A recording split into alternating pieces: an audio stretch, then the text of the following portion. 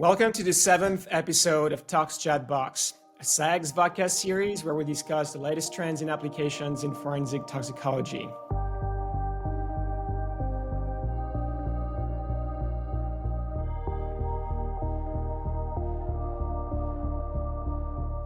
Pierre Negri from SciX, and in today's episode, we're talking about different strategies used to monitor the prevalence of novel psychoactive substances using LCMS. Today, we're joined by Dr. Alberto Salamone, who is the laboratory supervisor at the Regional Center of Anti-Doping and Toxicology in Turin, Italy. He's also an associate professor in the Department of Chemistry at the University of Turin. Hi, Alberto. How are you doing? Hello. Hi, Pierre. I'm doing great, thank you. So, Alberto, you're currently the laboratory supervisor at the Regional Center of Anti-Doping and Toxicology. You started working there about 18 years ago when the lab was just getting up and running. And an interesting fact is that the lab was originally built to serve as the anti-doping center for the 2006 Winter Olympics in Turin. I know you were just getting started back then, but can you tell us what it was like to be part of this very unique experience and running athlete samples for the Olympic Games? Sure, and you just said the perfect word for that experience, unique. It was a unique combination of science and fun. And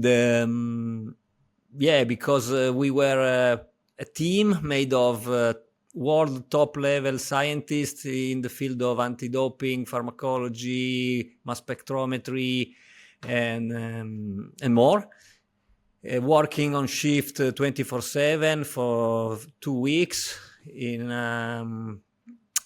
crazy atmosphere, because not only in the city the atmosphere was crazy, but also inside the laboratory. You know, it was like a school trip for adults. We were having a lot of fun.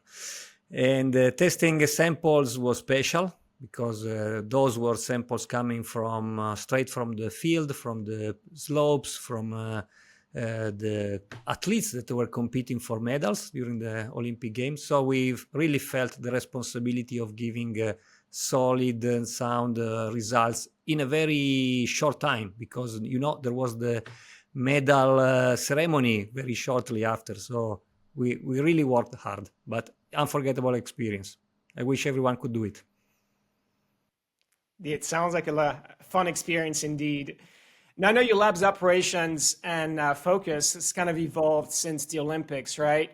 You've been serving the region of Piemonte for many years now, testing for the presence of ethyl glucuronide in the hair of people that have lost their driver's license after driving under the influence of alcohol. But in recent years, you've also started looking for the presence of fentanyl analogs and other novel psychoactive substances in hair to determine long-term exposure. Can you tell us a little bit more about how this came about? Yes, after the Olympic Games, the laboratory looked for new opportunities. And anti-doping analysis and forensic toxicology are very similar, are cousins, disciplines, I believe, because there are many things in common. The samples, the biological samples are similar, urine and blood mostly. The target analytes are, some of them are in common. The technology, mass spectrometry, for example, is the reference technique for both an application. So it was quite natural for us to move to forensic toxicology. And I have to say that I have no regrets, because in forensic toxicology, we usually have more positive samples than anti-doping. And when you work your 8 hours in the lab as an analyst, you are happy when there are positive samples, no? When you look at the instrument and you see a nice chromatogram with a nice peak. And so, yes, forensic toxicology really got into us, and we began working with different samples, and hair became one of the most important, especially in the context, as you were saying, of driving relicensing. In Europe, it's quite common to use hair for driving relicensing, because thanks to the larger diagnostic windows with hair, we are able to identify long-term use of alcohol, for examples, and for driving relicenses, this becomes very important because you want to avoid that someone would repeat the offense of driving under impairment. So when someone is using alcohol regularly, it is probably not fit for the driving licensing. This is the principle that very briefly that stands at the base of hair analysis in the context of driving relicensing.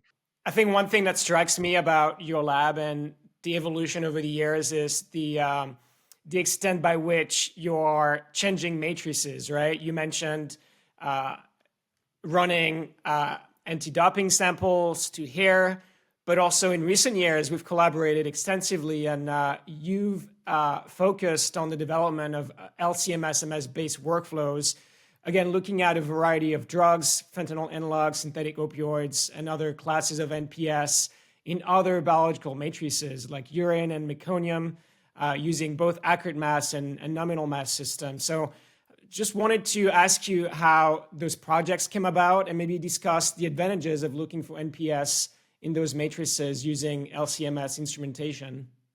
Yes, we did publish a couple of papers together with Pierre.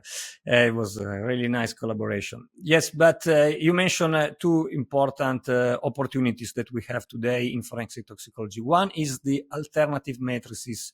When you have, it's not that you can choose every time what you have to analyze. So you need to be ready to analyze what you receive in the laboratory from maybe a dead body, maybe a newborn, maybe a seizure, drug seizures.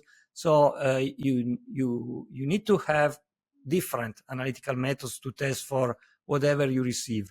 So meconium was a nice option for newborns. Hair, we discussed it before. And now we are looking at dried blood spots because it's a less invasive sampling than venous blood. And each matrix has a pros and cons, but when you combine the results of as many as samples that you are able to analyze in forensic toxicology, you increase the probability of reaching a correct conclusion or a defensible conclusion. Then you mentioned the mass spectrometry and high resolution mass spectrometry. Today, the drug black market is probably unpredictable because we know that every month there are new drugs outside. We have observed in the last 10, 15 years the introduction of hundreds of new compounds. So it's quite impossible for the laboratory to be always up to date with target methods and having a full list of what is outside in terms of illicit or licit drugs. And this is happening with nitazene, this new class of threatening opioids, is happening with fentanyl maybe. So we have to be ready to identify xenobiotics in our alternative or standard samples. So with accurate mass spectrometry, you can achieve this, maybe even when you don't have the analytical standards, but just as a screening methods to explore your sample, you can possibly identify other compounds. You can also do, and this is very important in forensic, retrospective analysis.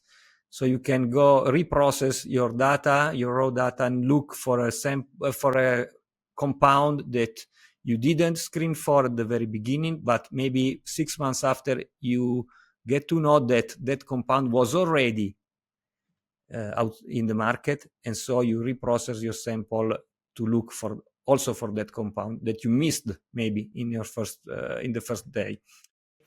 So now we discussed hair analysis, urine, blood, dry blood spots, and now I want to bring up one of the most recent projects that you've been working on over the past year or so, which is the detection and quantitation of drugs and metabolites, and more specifically, novel psychoactive substances in wastewater.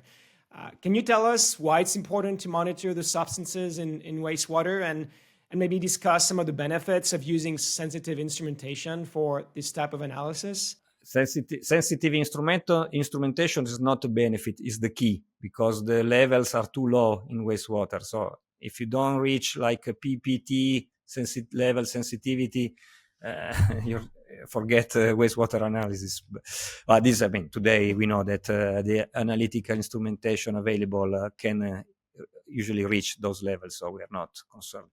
And we are trying to use wastewater samples not for epidemiological investigation, because this is a quite well-established science, often coordinated in Europe by the European Union drugs agencies, which collects data from all over across Europe.